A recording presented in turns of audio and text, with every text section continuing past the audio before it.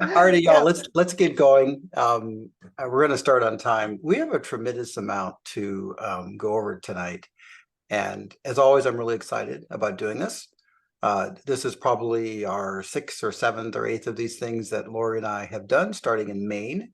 I've also done them at region rallies. I've done them at local club events and at region rallies, and it's just really an enjoyable way to get the feedback. Let me introduce Lori Plummer, our corporate manager, and she can introduce her team. Then we'll kind of get into it. Well, hello, everybody. Good evening. As Eric says, I am Lori Plummer. I'm your corporate manager. I've been with the club since 2014, and we have an amazing staff in Jackson Center, and our goal is to help everybody enjoy their membership and maximize their membership. So with us tonight is Christy Yanyan. She can jump on camera here. She is our communications marketing manager. She is the one that helps us get all those great social posts out and just continually trying to communicate emails and everything to all y'all out there so you know what's happening in the club. And besides that, she's a very important part of our rally planning team. So Christy, thank you for staying up with us tonight. And along with Christy, we have other staff. We have Amanda Hughes, which is our office manager. Amanda kind of oversees a lot of the operational and administrative things. We also have Corey Maxwell, which Corey is our Blue Beret editor, as well as the editor of our blog and our bulletin. And then we also have our amazing membership staff that most of you probably speak with quite a bit, and that will be Amber Regula, as well as Justina Shahan. And so the team there in Jackson Center is there to help you. So please call us, email us, however, send smoke signals, however you need to get a hold of us. Do that. And please, if you're in Jackson Center, to stop in and at least say hello to us. We'd appreciate that. By the way, the Jackson Center headquarters team understood I was a bit skeptical once about the number of phone calls and the complexity of phone calls. And so while Laverne and I were there, I was challenged to just sit and answer the phone for 3 days. Oh my gosh. I was ready to go back home and go to work. Yeah. Yeah. They're fun calls though. But again, we're there to help. That's what our goal is, to help our members. Okay, so tonight, we have a Q&A box up. There's a couple questions down there already. Answer there. We almost always get to all of them throughout the afternoon. If you have any follow-up questions, as you all probably know, I am very reachable on email and voicemail, on call also. And as I've told people before, ask anything and we'll try to get to it. By the way, oh, wow. So, okay, so where is this? It's getting closer. I'll just tell you all. So this is in the Black Rock Playa. This is up in northeastern California, sort of Nevada, where Burning Man is held. This is on the further northern edge of the playa. Burning Man would be back over my this shoulder back there, a ways back. Laverne and I have taken our Airstream there. It caused a lot of discussions afterward, but we've not been to Burning Man. There's an amateur rocket launching contest that goes to 100,000 feet about 2 weeks later, and we attend that. So it's one of my happy places. Okay, so tonight I do have a PowerPoint to share, and we don't typically do that. But there's a lot of things that Lori and I thought would benefit from a PowerPoint. So we're going to spend about 20, 25 minutes in the PowerPoint, and then we'll kind of drop it into our normal interactive questions and answers. And so let me share this. Lori, if you could confirm that this in fact is visible, I'd appreciate that. I can see it. Awesome. So I'm going to talk a little bit about our strategic priorities. And by our, I always mean the International Board of Trustees. And these are the 12 region presidents and the Executive Council. And we meet quarterly, but these strategic priorities were developed last year in May in Jackson Center during our 3-day strategic planning meeting. We sat down and talked about a whole bunch of trends, opportunities, issues, and we wanted to focus on where we spend our money, where we put our resources, and where we put our time. And that's what the beauty of strategic priorities. It allows us to work on projects that are of high priority to the club, but defer things that are not in a more strategic way. Lori's going to talk about some of our membership statuses and benefits, what to expect from an international rally, which is IR. Talk a little bit about the newly announced Airstream Explorer membership. This is the relationship partnership we just announced with Airstream Inc. I'm going to talk about courtesy parking and our Harvest Host partnership they were just announcing. Thanks to Kathy Giese, our executive council, for bringing that one home for us. We also have not talked about it openly until earlier today, but we acquired an adjacent parcel in Jackson Center for our headquarters. Our board has been involved in this. The IBT has been involved in this since we started on this back in May last year. With all real estate transactions, they need to be confidential until they're completed. So we actually completed the transaction in the August-September timeframe, I think August. It's our building now, and now we're in the process of starting to move into it. I'll talk about why we bought that and kind of what our plans are to do with the existing facility. There's also, we're started talking now about an RV park. This has been something that's been talked about well before my time, but when we were in Jackson Center for our strategy meeting, the board decided that, hey, let's take a look at that again, particularly since we're going to probably be able to buy the building next door, and that frees up some of our space. By the way, I keep saying this over and over again. There are no club membership funds used for this. It would be done, if it happens, through donations from our members. And just to keep that in perspective or give you some context, the current building parcel that we own in Jackson Center now was actually donated to the club by a club member about 30 years ago. And so we know we have donors who have an interest in helping us and our presence in Jackson Center. And we hope that if we move forward with this, that we'll have enough private donors, commercial partners to be able to make this a possibility that everyone can enjoy, but not burden the memberships. We're not going to use any of your $75 a year on this at all. I want to talk about the financial update. We try to respond to questions, and some of you may be aware that there's some questions that are going around on social media and on email about how are we doing financially. We have more of a deep dive at our International Board of Trustees meeting on the 30th, which all of you are invited to watch. If you go to airstreamclub.org/IBT, you'll find the links to it. It's on YouTube, it's live, all that stuff. But I'm going to talk a little bit about a snapshot of our club from the last time we had a significant snapshot, which was in May 2023. And frankly, not a lot has changed since then. And we'll talk about some other things about our publications and stuff. All right. But first, here are our club strategic priorities. And I know you see them all the time, but I really find it important to remind you all, pretty much everything we do now are anchored on these 5 things. How do we do a better job of communicating to our members? This is internal. This Campfire chat is one of them, for example. Our internal publications are another one. Working on better website. External communications, as Lori will share with you later, we probably get about 150 to 200 new members or memberships join each month. So we have a lot of people coming into our club. A number of you on this call are probably new members. And so we want to make sure that we're able to communicate to you about the value of our club, how you can participate in it, what to know about our club. The third one was really important for the IBT back in Jackson Center. Sure, let's welcome our members, but let's also retain them. And by the way, that means not just the people that joined in the last 2 months, but it means people like me, Laverne and me, who have been in the club for 15 years, and people who have been in the club for 30 years. We want to retain everyone we can, and we understand that we do that only if we're able to deliver the type of experiences that they're looking for, right? People don't join our club to get a discount to Harvest Host. They join our club really because they love their Airstreams. They want to socialize with other Airstream owners, and that's what we provide and do a great job at doing it.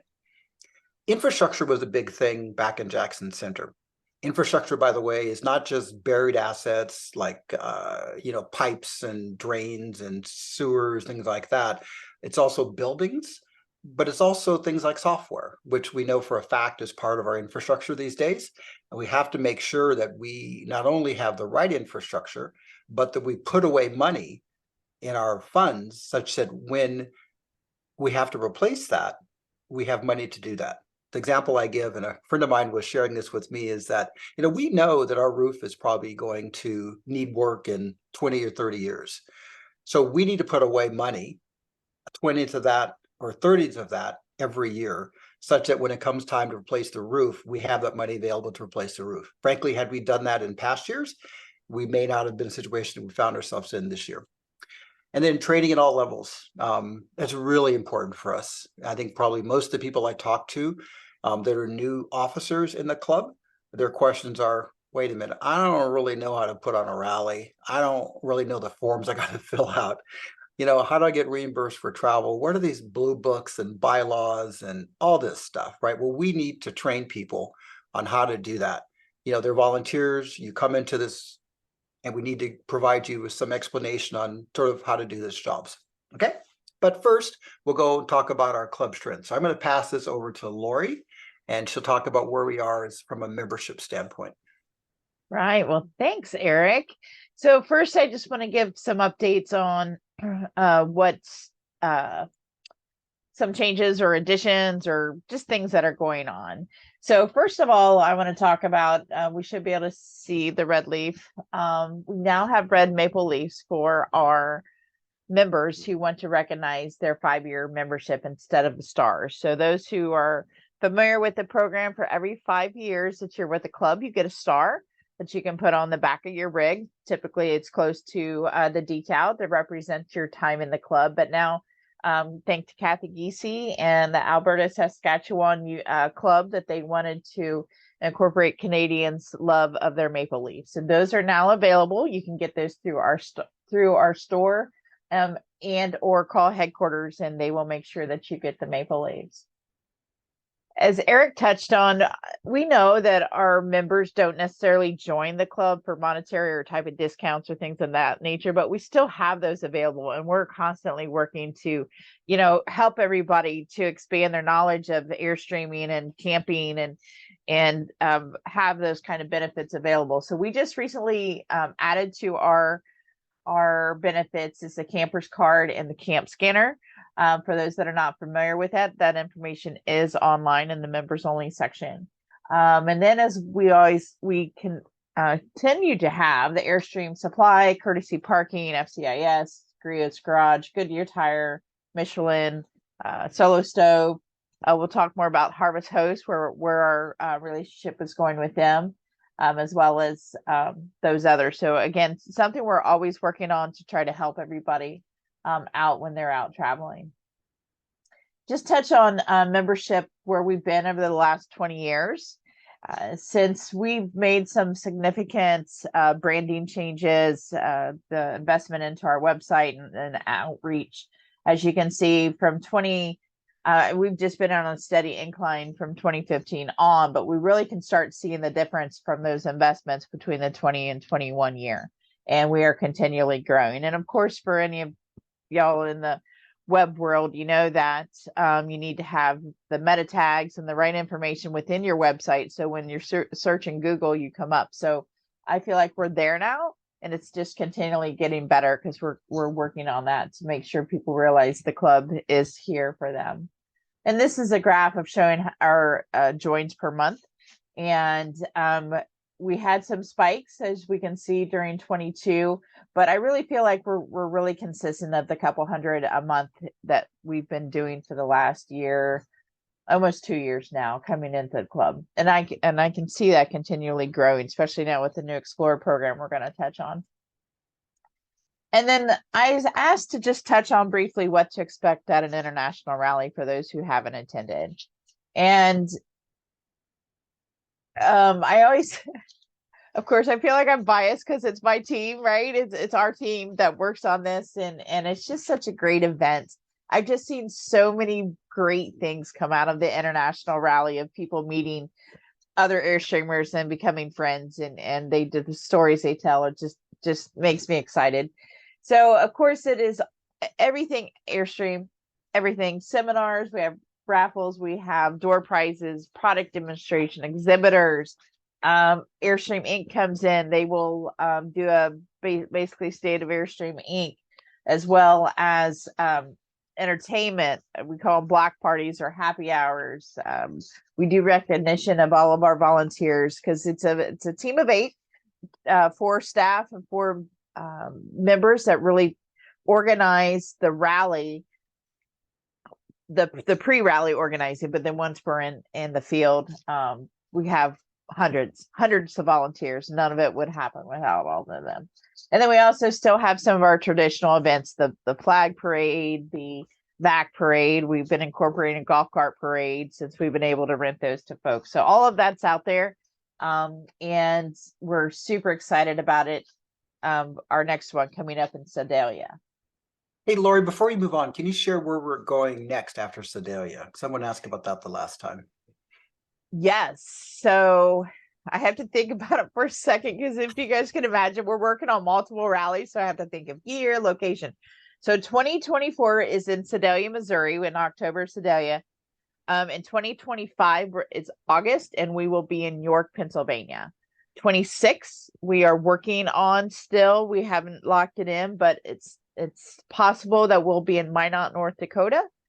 And then in 27, we'll be returning to Rock Springs. So that's kind of our tentative thing. I mentioned in the last session, because people had asked, we try to book 3 to 4 years out. That it's quite competitive locking into a place. Then our other big challenge is having sites for 1,200-1,500 Airstreams. Most places do not have that kind of camping capacity.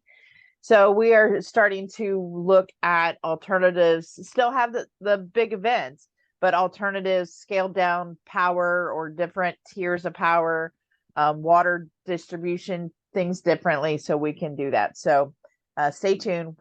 We will continue to update on our rallies. By the way, I want to give a shout out to another member volunteer. We have a ton of them, but the logos, the last couple have been done by Margaret Hanshoe out of Region 12, Lake Tahoe Yes. Airstream Club. Our volunteers contribute in many, many, many ways. And I know Yep. that Margaret's working on the logo for York, Yep. Pennsylvania, and I'm sure one's down the road. So we do Yeah. this as a group. So thank you. Yes, absolutely. Okay, And Lori. Oh, I go was ahead. going to say one other thing I wanted to touch on before we move on. I know we'll talk more, but I don't know if you've all had an opportunity to look at the November Blue Beret. But we recently changed the platform on how we display it on the website. So when you click it on the link, whether it's from the email or the website, we have this new magazine reader, and it's very I just think it's so easy for us. So you have your arrows that you can flip through. You can click on the links. If you want to go off of it, email the staff or email somebody, go to a exhibitor or vendor, whoever there, as well as you also have the option to download it. So if you know you're going to be offline, you can download it to your device, print it, and then share it to others. So super excited about this new platform that we're going to be utilizing that on hopefully other books and things within our club. Thanks, Lori. Okay, let me talk about you want to talk about the Airstream Club Explorer membership? Oh yeah. So Share that. it took several years for us to get here, but we have a new partnership with Airstreaming. And let me say, it's not a new partnership. We've always had a great partnership and a relationship with Airstreaming. I know since I've been involved in the club, but this just helps cement it a little bit more. So what they are offering to any new Airstream buyer is a complimentary membership into the club, which it's been tagged or called the Explorer membership. Eric is displaying an ad that they recently placed in the Airstream Life magazine. And for those that are new with us, we're all separate companies, but we all work very well together because we all love the Airstream Life and Airstream lifestyle. So it's like I said, it started in July. We've had about 175 in our program so far. When they come into the program, we have our international membership chair, Barb Darian, is doing a great job with her team and trying to just welcome these folks in, give them some guidance, help them find their tribe, because our goal is to get them to event. We have found that it seems that if members get to an event, they will find their people and they stay in the club. And as Eric mentioned, we love all these new people come in, but we want them to stay. That's the ultimate goal, to stay, find their friends. And so that's why we are super excited about this program. Okay, thanks. So we're going to go through a bunch of stuff pretty quickly, but we'll have this stuff available and feel free to contact me. So this is something I'm also really quite excited about. And so when we were in Jackson Center in May last year, the board looked at, IBT looked at some of the things that were of great benefits to our members that were underutilized. And this one came up all the time, and it's called courtesy parking. If you look at the top left graph, this is our current courtesy parking. This has been around for 6, 8, 10 years, if not more. The idea is that if you're an Airstream Club member who has some room on their property, and you want to make that available for other Airstream Club members to do an overnight at, then you register that as part of your account, and then now it's on this website. And so Laverne and I have stayed at a number of these over the years when we're crossing the country and find it absolutely wonderful. I mean, KOAs are great, state parks are great, but there are some times you just want to drop for a night, just overnight. And the cool thing, you get to spend time with your Airstream Club friends. I think everyone we've spent time with, we still keep in contact with. So while this program was great, we knew that it was underutilized, and the IBT said we want to fix it. So our club now is also about partnering where it makes sense. We don't believe we're big enough to do everything well, so we partner where it makes sense for us and is strategic. And so we started discussions back in May last year with Harvest Host about how do we take our courtesy parking layer, our data, that's about 800 or so of our club members, how do we put it into a fashion that's more usable? So let me just pause there for a second. So Harvest Host, if you look at the bottom picture, Harvest Host is a fee program, and we get a club discount to it. Laverne and I we get the club discount like any of you can. But this graph below shows, I say, hey, we're going to leave Santa Rosa. We're going to go to Jackson Center. Show me all the Harvest Host properties available plus or minus 200 miles. And then you kind of go dig into it. And the upper right-hand one is when you click on one of these properties, this is one of our favorite ones, a plug there for Pine Bluffs Distilling. It's just east of Wyoming, Rock Springs. It's a distilling. We actually camp our silver Airstream next to those silver silos. It's a wonderful place. But the cool thing is that as a Harvest Host member, and soon for courtesy parking, you can actually look at the property. It'll tell you a little bit about the member's place when we do it. What's the maximum rig size? How many spots are available? How many nights per stay are they allowing? Can they honor same day requests? And the beauty is you just click on this calendar thing on the right, and you'll be able to say what dates are available. And this is absolutely wonderful because some of the feedback we got from our Harvest Host people from our courtesy parking hosts is that, hey, look, I may be out for a rally this weekend. I don't want anyone staying while I'm gone. I'd like to block out those times. And so this will allow them to do this. And so what's going to happen, and thank you, Kathy Giese from our executive council for bringing this contract home. She spent quite a bit negotiating the fine details with Harvest Host and took it to the exec council. It's going to be free for our members and for our hosts. And so any Airstream Club member, once we launch this in the spring, this upcoming spring or summer, you'll be able to get a free Harvest Host membership. It will only show the Airstream Club courtesy parking assets, right? And by the way, and only us can see the courtesy parking assets. No one else can. You have to be a club member. And then if you choose to, if you want to expand your subscription to add in non-Airstream Club courtesy park, you can add another host too. So we're going to do that for sure. That way we'll be able to, as we travel across the country, identify wineries, breweries, church lots, Airstream courtesy parking, you name it, book a spot and move on. So we're really quite excited about it. More communication will be coming out later this month. Again, thanks, Kathy, for taking this one forward. And we think it's going to be a phenomenal benefit for our members once we roll this out of the spring and the summer. Okay, the next thing, we're segueing again really quickly. There's been a lot of talk about sort of what's happening in Jackson Center around our real estate. So this slide here, and the ones I'm going to show you, these were developed in the spring last year after our strategy session meeting in May. And this was from the initial board of trustees. And so we realized that our top priority was we wanted to shift headquarters operations out of the 30-year-old current building that has no roof work done in 30 years to address some of the safety maintenance and increased space needs and for staff and for storage. And by the way, for storage, some of you may know this, but we have a lot of historical assets. These are things that members have gotten over the years in the club.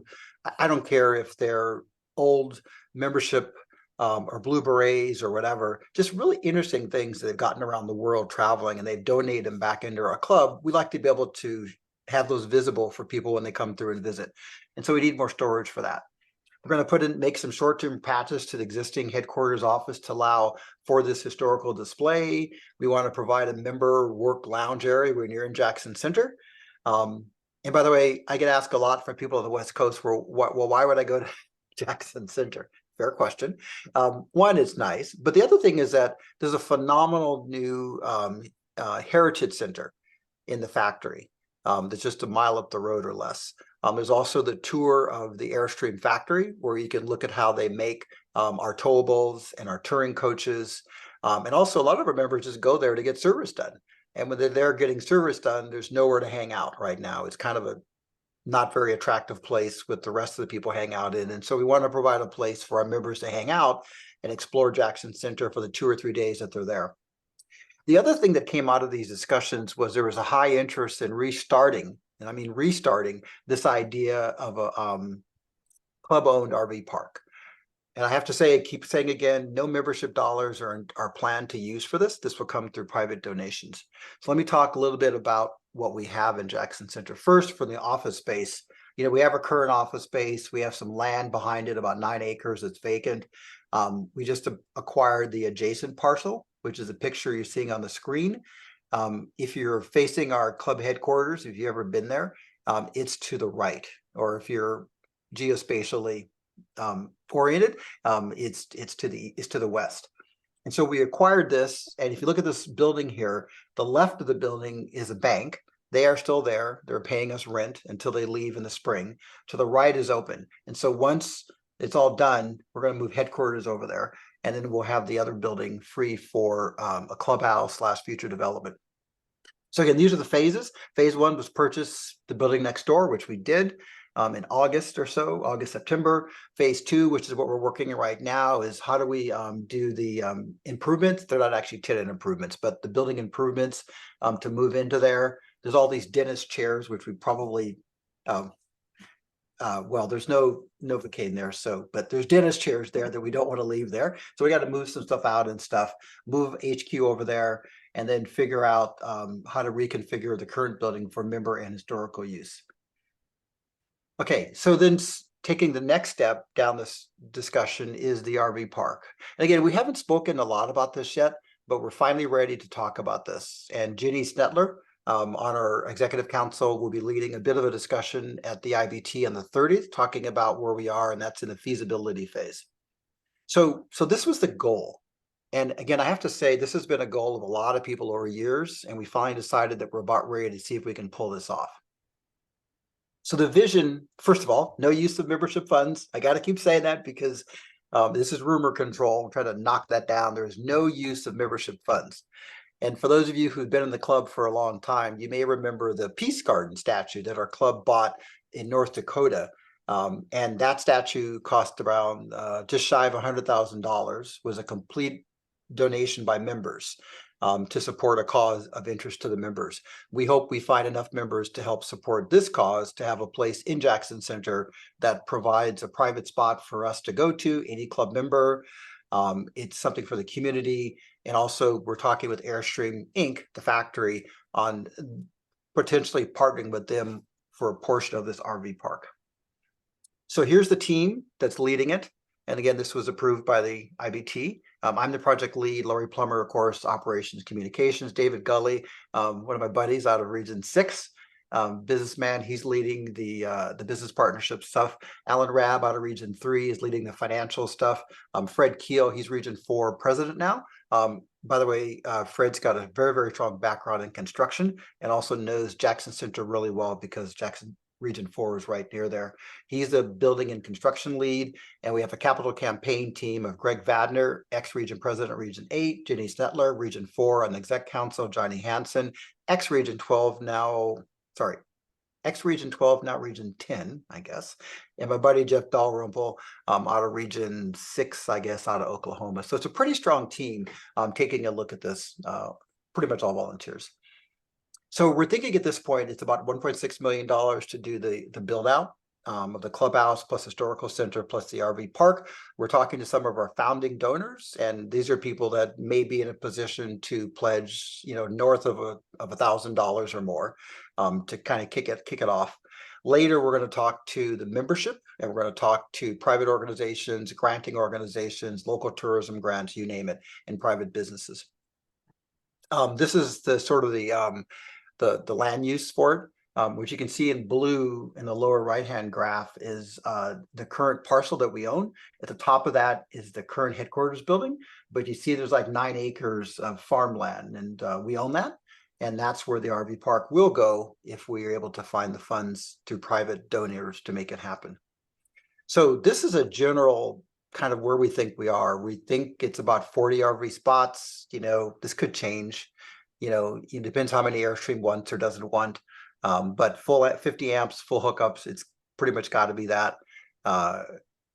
We talked about this Wally circle, and a new member asked me this question on the prior one. The Wally circle you see these iconic circles of Airstreams in some of the old pictures, and I know Colorado Club has done it, caravans have done it, where the Airstreams are parked in a wagon wheel. And this is historic for Wally Bime and the caravans and our club. And there's actually a calculation on our website on how to calculate how big the circle is given the number of Airstreams and stuff. But we think that would be nice homage to our history. So we're thinking about trying to incorporate Wally circle gathering areas. We have to do some landscaping, we're sure, mitigation of neighbors' concerns or visibility, things like that. And again, potentially, Airstream. Our current building is an office building, and it's not really that suitable for a clubhouse. And so one of the board members had a great idea. Look, it's probably cheaper just to scrape that building. It's 30 years old. Just scrape it and put in place they call these pole barns, which I didn't know what that was, I have to say. Lori's laughing. That's okay. I'm sorry. It was just so funny trying to explain this to Yeah, you well, about the full barns. You see who I work with. But the idea is that we can probably build from scratch with a steel frame building, almost prefab, make it into a clubhouse. It may not look like this, by the way, but the idea is that let's make a clubhouse for our members when they're in the air to be able to relax and enjoy their camping experience. So here where we are right now is that we have a rough idea. Thanks, Alan Rabb and others, for expense and revenue for the development scenarios. We've done that. We have a rough business plan. We've updated the exec council and the IBT recently. We updated Airstream about a month ago where we are on it. And now, and Jenny Stetler from our exec council is leading this, we need to kick off a feasibility study. And that's a critical next piece, because the last thing we want to do is to embark on a development with uncertainties. For example, are there underground, storage tanks that used to hold gasoline, right?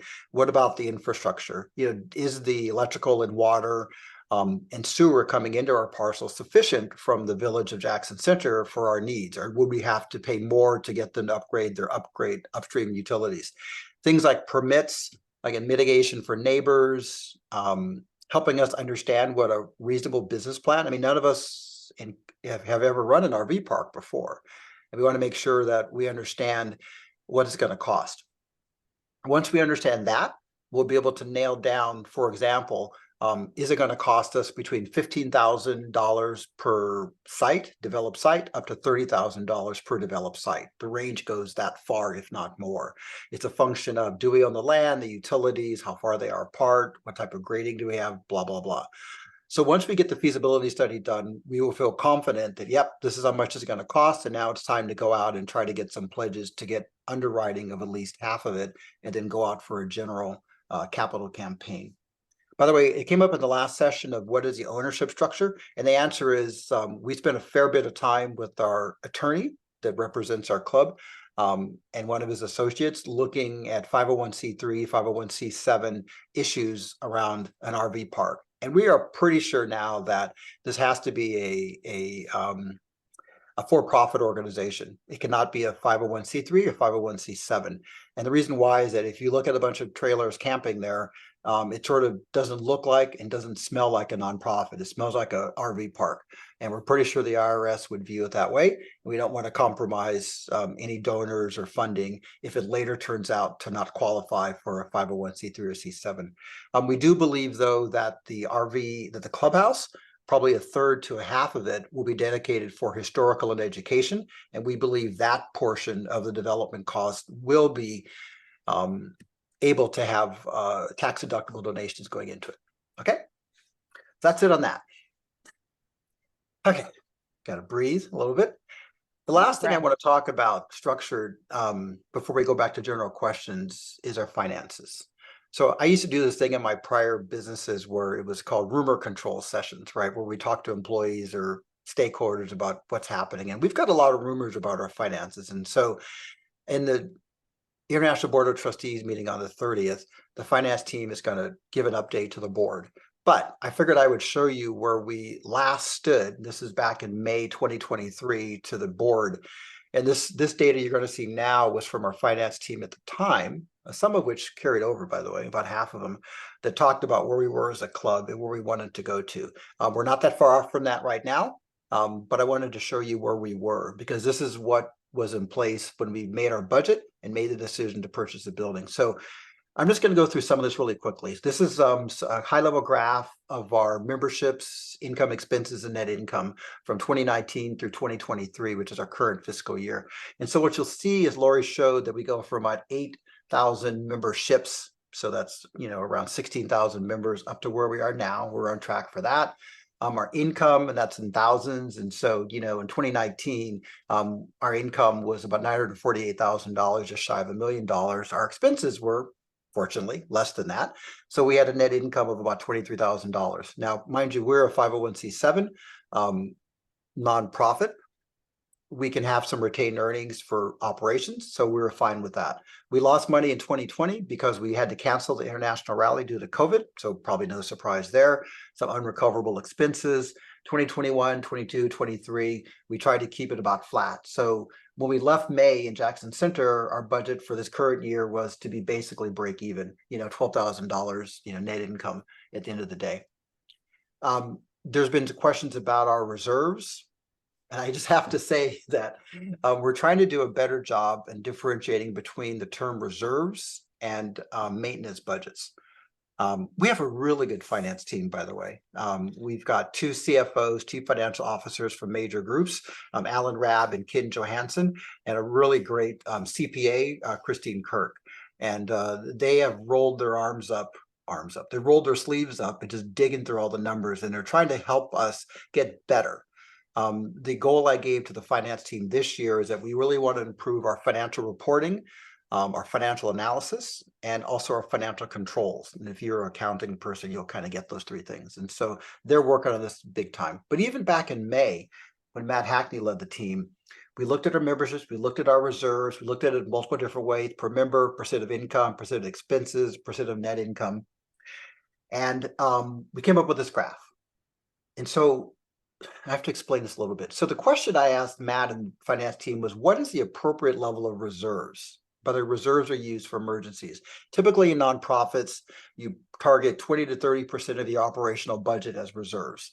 And this is like rainy day funds. This is like a hurricane hits, rips a building off. This is not for planned activities. This is just for reserves. You never want to touch it. You want to put a policy around those reserves so that no one can touch it without going to the board. Right. So they had said the appropriate level of reserve was about 20%. What we pulled out in 2018, 2019, and 2020 was we did the website and the backend database. By the way, the website was about 10% of the cost. The database is like, if you're in a big company, it's like an ERP, and I won't go into that, but it's a big work to basically replace our backend database. Then we pulled some more out to pay back from the losses at Loveland. And so we were pretty flat. We pulled some more out toward the end of 2023 to buy the building. This, though, is what I want to leave you guys with. This is very strong guidance. I expect we'll get similar guidance from our current finance committee, is that, establish a policy, establishing an operating reserve so we're sustainable long term. We really want to, though, establish some separate capital replacement funds for large expenditures. Like, for example, we know that any roof we put on now is going to probably need a new roof in 20 to 30 years. So let's estimate the cost of that roof and put away 1/20th or 1/30th every year into this maintenance fund. And that way, 20 or 30 years down the road, we have the money to put a new roof on. Same thing with software. our next major software update could be $500,000. Let's put away $10,000 every year so we're ready in 5 years. Well, 10 years, you get the idea, 10 to 20. So anyway, that's kind of what we're working on. We think we're in pretty good shape, but I got to tell you, this is something that we've not done a good job at in our club over the past years. People will often say, hey, Eric, we're a camping club.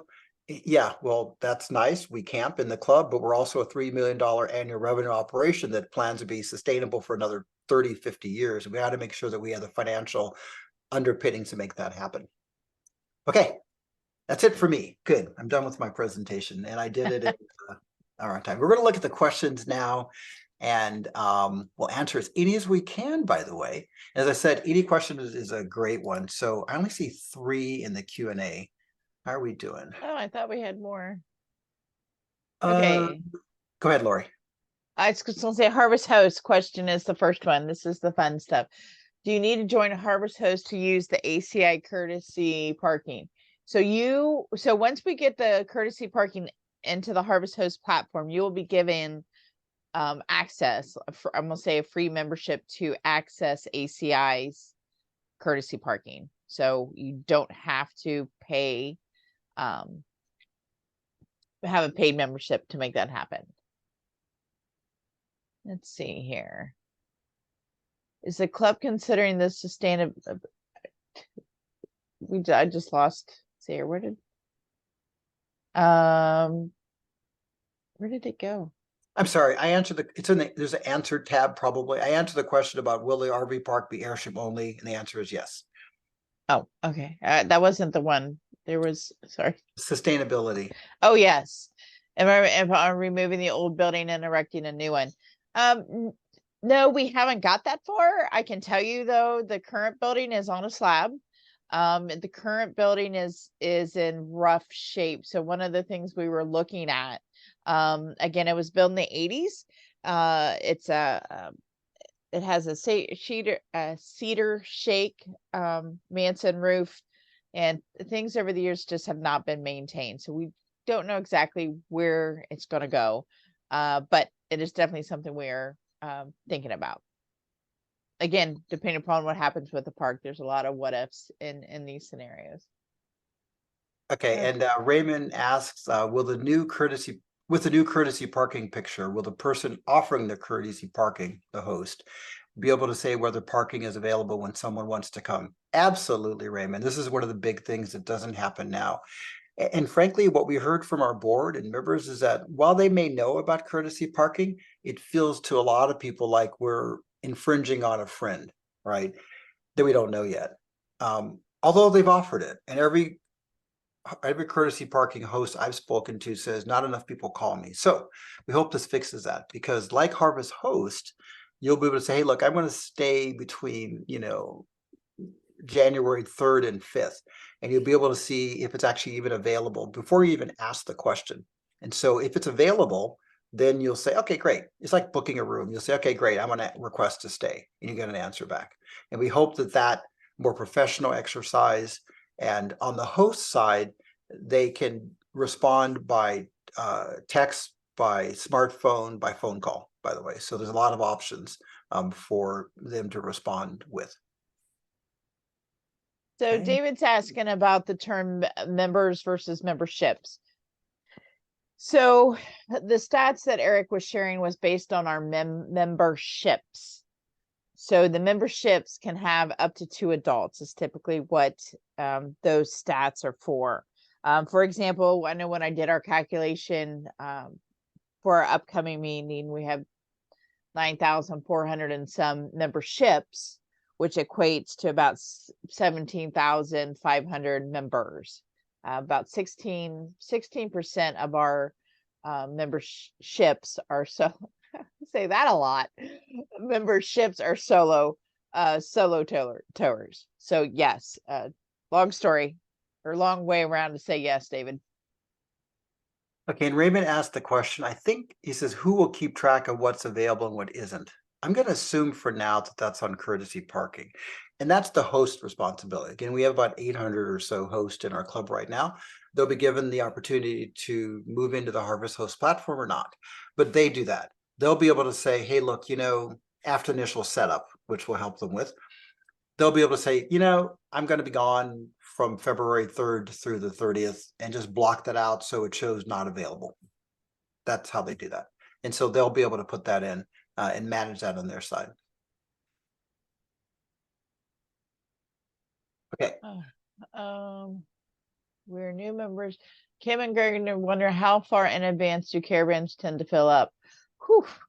Do I have any caravan leaders on the call today? So it depends on the caravan. Kim and Greg, Craig, I'm sorry. It could be a year, it could be 3 years. It just depends. The thing I want to encourage you is to sign up, get on a standby list, because it's not uncommon for a caravan to go 20, 30 deep on a standby list to fill their caravan. And also, again, keep an eye on our social channels, because if there's a last minute, and last minute is normally a month, 6 weeks out, where they need to backfill a caravan, we will do all kind of media blitz for that. So keep an eye on those things to see if something comes available. Touching more on caravans, the caravan committee is consistently working on training new caravan leaders. We're always trying to expand this program. And I think the club is going to work on doing even more expansion in the next year or two, because we know it's a great benefit to the club. Okay, Lori, I want to talk about, we forgot we haven't yet spoken about the new Blue Beret structure in the blog that was on my list. And so as you guys probably saw in my last, well, I hope you saw in the last Blue Beret that just got mailed to your house and was available online also. We've changed the structure of our communication vehicles, our communication material. And here's what happened. A lot of people think we did this for the money, and that actually was not why. It's great to save money. We think we're trying to be good stewards of your membership funds. But what happened was, when we were in Jackson Center in May last year, we had a big discussion about internal communications. And the reality is that more and more in our lives, we're consuming digital content. I get probably 2 or 3 magazines, and most people kind of do too. They're kind of coffee table books, but most of the near-term immediate content that we get, we consume on our smartphones. Oops, there, right, or our phones. And so we realized that we were not going where our members were, because we were relying on printed Blue Berets, 10 issues a year. And by the time they got out, the content was probably a month or 2 old, because of the time it takes to generate the content, get it formatted for printing, send it to the printer, get printed, sent back and out to people. Plus, it was causing a lot of money. The printing costs were going up, mailing costs were going up. And so we asked the board, we said, look, so what should we do? Should we go full digital? The answer was no. Should we stay at 10 a year? No. And so we decided through the board discussions, lengthy board discussions, that we move to quarterly Blue Berets that are printed still. You can still look at them electronically. And in between, we have digital. It's called Blue Beret Bulletins. We also launched what we call the Blue Beret blog. So Blue Beret magazine, which is printed / digital, Blue Beret Bulletin, which is sort of newsletter-like once a month, and the Blue Beret blog. And the Blue Beret blog, it sounds like a crazy word, but many people do this now. Airstream Inc. does it. Most places do it. It's where they have content that they want to archive that people can look at later. They can replicate it through social media. They can link it to social media. There's a zillion articles on there. There's probably well over 100 articles right now about how to maintain your trailer. My president's articles are archived there. There's cooking articles. I was just at a rally last weekend, and one of the attendees fixed this lovely soup/stew that she got from the Blue Beret blog. It's like, oh, cool, right? So we have those 3 things. And the other part that Lori's team pointed out to us was that, our Blue Beret assets are underwritten by advertisers. It reduces the cost to your members. The problem is that advertisers are less and less interested in paper advertising. They understand that no one really reads them. They don't feel they're getting their money out of them. They are very, very interested in digital advertising. And the reason why is because they can track how successful their campaigns are. Like, for example, if they have an ad of the Blue Beret, they can actually track how many people clicked on it, how many people viewed it, how long they were on the page, what they did afterward. Did they go and buy something or not? That's really, really important. And that's where most people are digital. They're not paper anymore. So we made the decision to do that, and we're going to see how it goes. Our region presidents were asked to reach out to their members. Some did polls, surveys. Some just talked at region meetings. Some had impromptu discussions or ad hoc discussions. And the feedback came back that, yeah, even our members who say they're not digital, they're on Facebook a heck of a lot complaining about things or talking about things. And so we believe that our members have the ability to click on a newsletter, and pretty much that's how most content comes these days from other organizations. By the way, if you buy a new Airstream, I don't think there's hardly anything that's paper anymore. If you look at a new Airstream, there are QR codes on the jack, on the closet doors, on the Aldi heater, on the refrigerator, and you QR code it.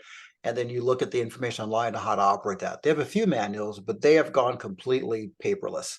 And I have to say, they serve the same segment that we serve too. So we're pretty happy about it. We'll see how it goes. We're really looking for feedback.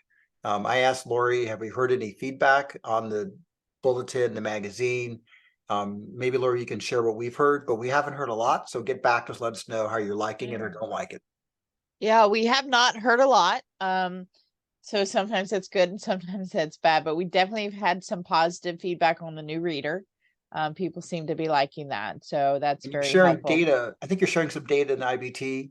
Lori's got some data on clicks and opens and reads and stuff. And I think Yes. if I remember, I'm gonna mess this up, but I think you guys told me that the Blue Beret magazine that we just sent electron, well, it's paper, but it's also digital too. I believe the open, okay, help me out here because I'm gonna blow it. I don't know where you're going. Yeah, right. So it was something like the open rate was fairly high. And we found that I think people spent on average 4 minutes on the Blue Yes. Beret Yes. online version, and they clicked through about a third of the pages, I believe, before they left, which Yes. frankly isn't bad at all. So with a paper, you don't know that. And so we'll get some more information about what members like and don't like, what pages they dwell on and don't dwell on. I think it was like 8,000 opens, is that what I understand it was? It was something like Yeah. that. Yeah. I'm on the right page with you now. Yeah, you're absolutely right. So, we always want to know, again, send us feedback. What do you want to see? What don't you want to see? These are the things that help us direct what content we put in and how we design these information. I mean, we're trying to be more efficient, obviously, and get you the material. So the feedback is critical to us. So on the question and answer, Tracy says, I like digital, don't need any more paper in my house. I agree. I'm the I same think way. that may be turning the contrast up a tad, but I kind of feel the way too. Most of what I get is digital. I don't care if it's paying bills or whatever, or entertainment, but we did believe we had to retain the paper at least for a year, because there's something about carrying that around, having on the coffee table. And so we want to retain that for a while at least. Yeah. Okay, John asked about, will there be push email notices of releases of bulletins and blogs? Lori, let me push that to you. Yeah, absolutely, John. So every time the printed Blue Beret and or the bulletin is ready to be published, you will get an email in regards to it. The blog is a I'm going to share it, by living the way, while you're talking. perfect. Is living out there on its own. But if we ever we're going to use that push notifications for more of that in between notices, because again, we don't want to just load your email box, but we want you to know if we have something special that you will absolutely get a notification. So I apologize for all the stuff up top. I'm logged into the back end of the website. But anyway, if you look at current members, there's a printed membership directory, and then there's Blue Beret blog. We're going to probably change the menus around, but I'm going to go Blue Beret blog. And by the way, the board wanted us to launch this. We actually launched this in probably around 2 months. It's pretty impressive. And so on the blog, what you'll see is that we have categories for club news, destinations, education, gear, history, rallies and events, and stories. And so, for example, education, this is Travel Med. This was a webinar that Lori's team put on a while ago about travel insurance. This is, for example, I can speak for Laverne and me. We're getting up there in age. We're on Medicare now. Yay. But when we travel, there are things that happen, and sometimes you have to cancel your trip and don't want to pay the cancellation fees. And so it was like $100 or so to insure us if we missed the international rally. Art of Airstream cocktails. This was this creamy African stew that one of our members wrote an article on. Gita Caston, out of Florida. Where's Gita? I don't remember. Oh, she's out of the Midwest. Sorry. Yeah, great article, right? So we have a lot of great articles. The historical ones are fascinating, by the way. The legacy of Helen Byam Schwamberg, which is fascinating. She was the person that actually formed our club. It wasn't Wally. It was Helen, his cousin, right? His cousin. Yep. So just some really great articles. We're getting some good articles from members. I think there was a great one from one of our members. And I would jump in there also real quick on the front page. You saw we're even starting to throw just a minute survey out there. Like right now, we are going down the road trying to find additional benefits and partners, right? So it's which of the travel apps do you like? Trip planning apps, which ones? So we're also in this blog throwing some of those Q&As out there. Again, it's feedback that we need so we know which road to go down.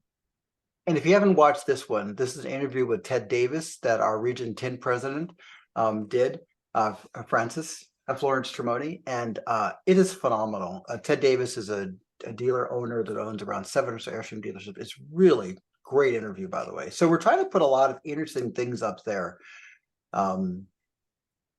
Yeah, anyway, I guess that's about it for how are we doing on questions. Let me stop sharing this. This is a quiet group tonight. I thought Totally. the later group last time it was rowdy. also the second one was last time also was quieter too.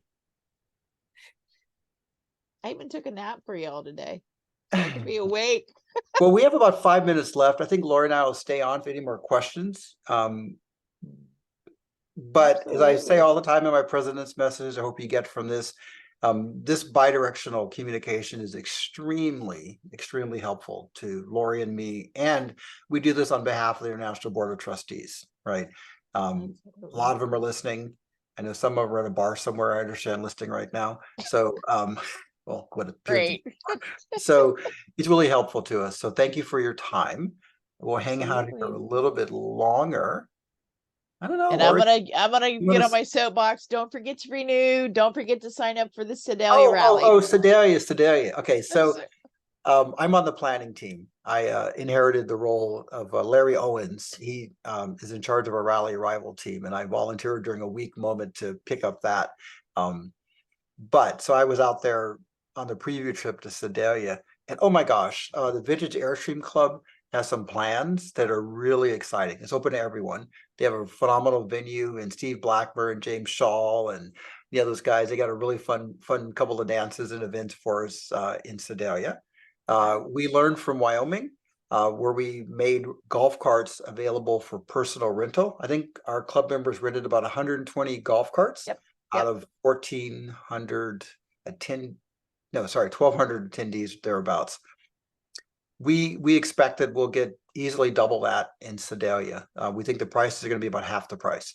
And so on that topic, I wanted to share with you something else, is that we're all about partnerships now. We don't believe we have to invent everything ourselves. And so Lori has started a relationship and discussions with Escapees. They're her peers at Escapees. She had a couple of meetings with them. For example, they were in Tennessee the year after we were in Tennessee. We were in Rock Springs the year after they were in Rock Springs. And so we're trying to compare notes. We've also just started having meetings with the 2 new directors at Newmar, by the way, which is the big expensive buses. And they were in Sedalia last year. Actually, this year, sorry, a few months ago. Yeah. So we've been talking to them about their experiences, and they estimated that given our size, we'd probably see upwards of 300 golf carts rented. So it'll be interesting to see if we have that. But we're trying to learn from them. And if any of y'all have ideas, we're really trying to pump more exciting things going into our rally. The days are gone when our rallies were focused on business meetings and things like that. Now they're just about fun and education, exploring the area and helping the community. So it should be a fun time. Yeah, and Absolutely. we're at 900 and something now, and our limit is going to be Uh, around 1400. 939 as of this morning. Yeah, 50 amp full hookups in general. We're getting Yeah. spoiled. It's not going to always be that way. By the way, um, Yeah, it's but not enjoy until while you can. 27, right? Yeah. Okay. Any more questions Yeah. before we sign off? Because I'm about ready to get some food. Um, oh, Catherine mentioned future streamers. I want to just take a mention about this.